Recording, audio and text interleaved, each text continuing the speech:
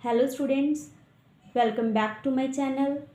आज हम बात करेंगे कॉन्स्टिट्यूशन ऑफ इंडिया के बारे में। कॉन्स्टिट्यूशन है क्या? कॉन्स्टिट्यूशन बेटा एक बुक है जिसमें क्या लिखा हुआ है, रूल्स एंड रेगुलेशंस लिखी गई हैं जिनको कोई भी कंट्री की गवर्नमेंट यूज़ करती है अपनी कंट्री के एडमिनिस्ट्रेटिव सिस्टम को रन करने के लिए। ठीक है।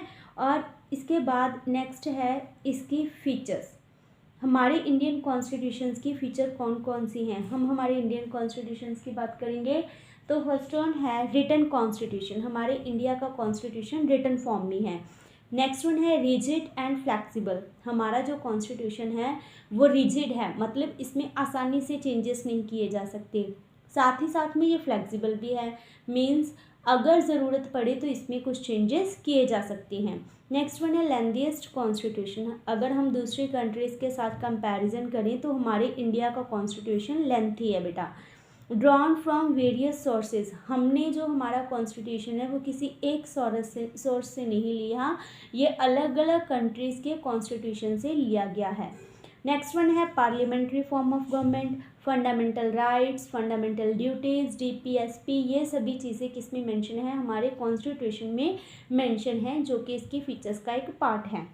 तो आगे हम नेक्स्ट करते हैं नीड ऑफ कॉन्स्टिट्यूशन। जो अभी हमने किया वो क्या थी? फीचर्स थी कि कौन कौन सी कैरेक्टरिस्टिक हैं हमारे इंडियन कॉन्स्टिट्यूशन की। अब हमें किसी भी कंट्री को एक कॉन्स्टिट्यूशन की ज़रूरत क्यों पड़ती है? फर्स्ट वन है डिफाइन द गवर्नमेंट। ये किसी भी कंट्री में कैसी गवर्नमेंट होनी चाहिए उस चीज़ को डिफाइन करता है।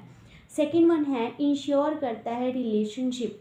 ठीक है, सॉरी, डिफाइन करता है relationship between the people and the government. उनके बीच कैसा रिलेशन होगा या कैसा होना चाहिए, ये चीज़ भी हमें कहाँ से मिलती है? हमारी इंडियन कॉन्स्टिट्यूशन से मिल जाती है। नेक्स्ट वन है इंश्योर्स अकाउंटेबिलिटी। किसी भी कंट्री के जो पीपल होते हैं वो गवर्नमेंट को इलेक्ट करती हैं, तो वो अकाउंटेबल कैसे होते हैं? पीपल को। तो वो अकाउंटेबल किस तरह से होते हैं पीपल को, ये चीज़ किस में मेंशन होती है? हमारे कॉन्स्टिट्यूशन में। ठीक है, तो अकाउंटेबिलिटी को ये इंश्योर करता है कि वो होगी ही होगी। नेक्स्ट वन है ensure coordination in the society. इसमें कुछ ऐसे रूल्स और रेगुलेशंस लिखे होते हैं जिसकी बेसिस के ऊपर किसी भी कंट्री को चलाया जा सकता है। तो इसी वजह से ये क्या करता है? सोसाइटी में कोऑर्डिनेशन बनाकर रखता है लोगों का आपस में और लोगों का सरकार गवर्नमेंट के साथ। ठीक है, गारंटी देता है ये किस चीज़ की? फंडामेंटल फ्रीडम्स एंड राइट्स की।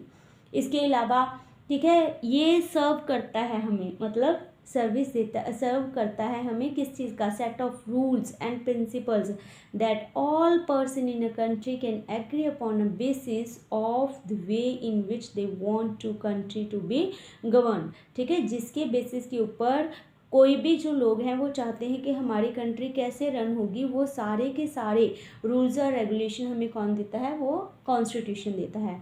तो ये वो रीजंस हैं जिसकी वजह से किसी भी कंट्री को किसकी ज़रूरत पड़ती है? एक कॉन्स्टिट्यूशन की ज़रूरत पड़ती है।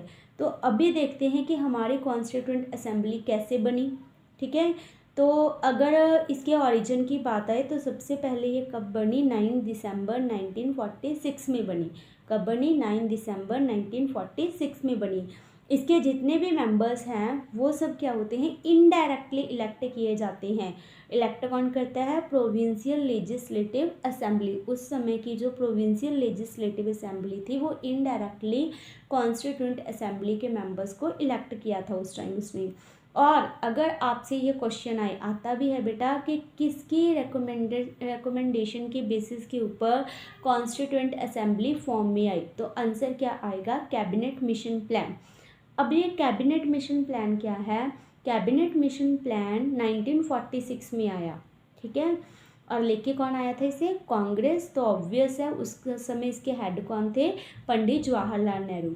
तो इस प्लान के अकॉर्डिंग क्या था कि हर एक प्रोविंस और हर एक प्रिंसली स्टेट में से क्या होगा? हम एक रेशियो में, ठीक है, लोगों को इलेक्ट करेंगे as a member of constituent assembly. तो उसके अकॉर्डिंग क्या था? एज अ रिजल्ट क्या डिसाइड हुआ कि प्रोविंसेस में से कितने मेंबर इलेक्ट होंगे? 292 मेंबर्स। और प्रिंसली स्टेट में से कितने होंगे? 93। ये मिनिमम सीट्स हैं अलॉट की थी जो प्रिंसली स्टेट्स को।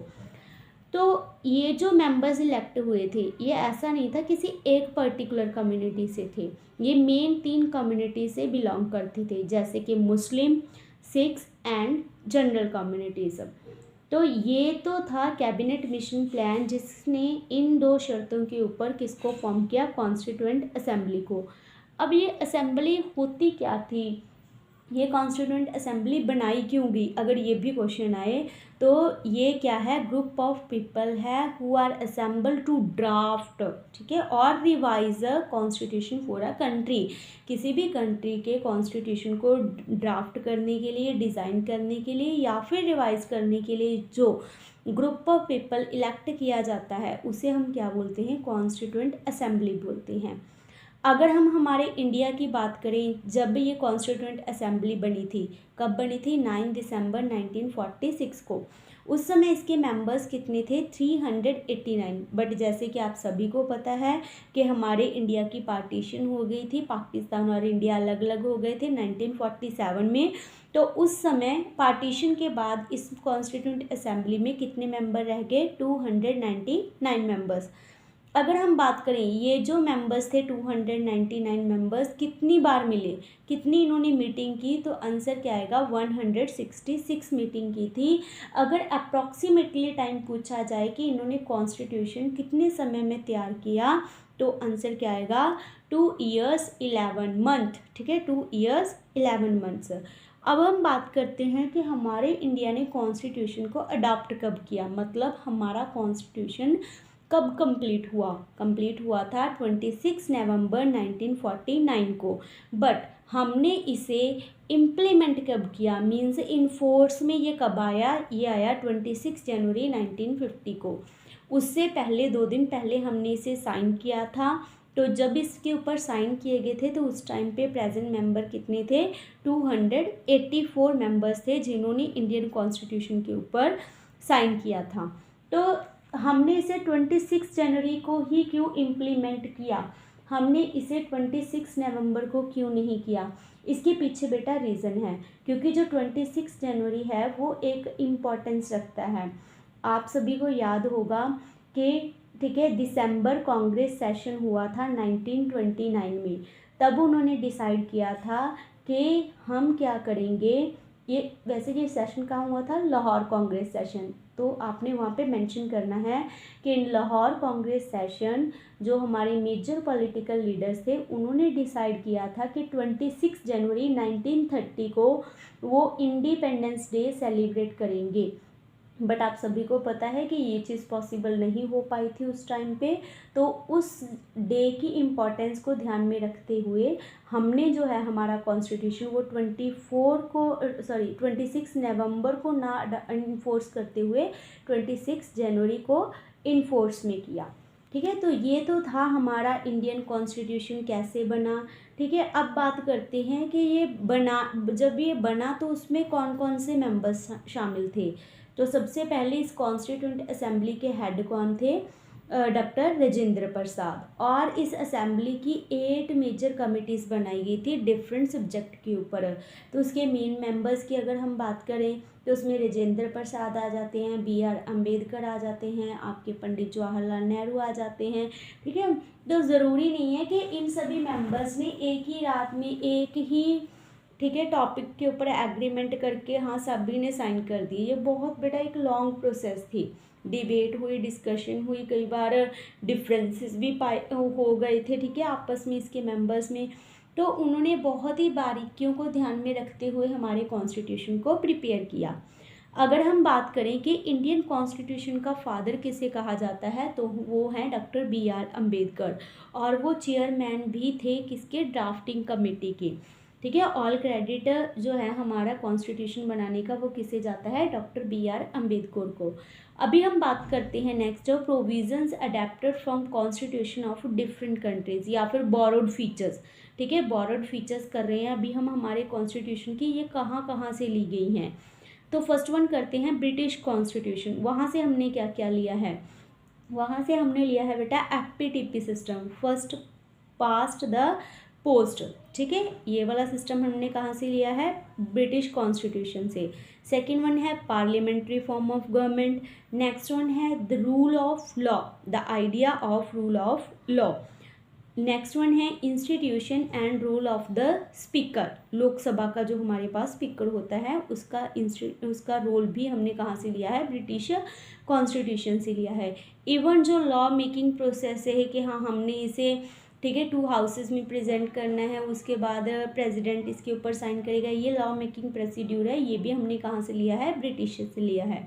अब यूएसए से हमने क्या लिया है, यूएसए से हमने फंडामेंटल राइट्स लिए हैं, पावर्स ऑफ जुडिशियल रिव्यू लिया है, और नेक्स्ट वन है इंडिपेंडेंस जुडिशरी भी हमने कहाँ से ली है, यूएसए से ली है। नेक्स्ट है इरिश कॉन्स्टिट्यूशन, आयरलैंड के कॉन्स्टिट्यूशन से अभी हमने क्या लिया है, DPSP, directive principle to state policy, ठीक है।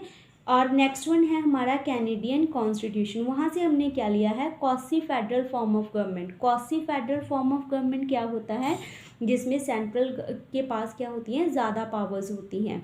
नेक्स्ट वन है आइडिया ऑफ रेजिडुअल पावर्स, जो रेजिडरी पावर्स है ना हमारे पास, जिसके ऊपर ओनली सेंट्रल गवर्नमेंट लॉ बना सकती है, वो भी हमने कहाँ से लिया है, कनाडा से लिया है।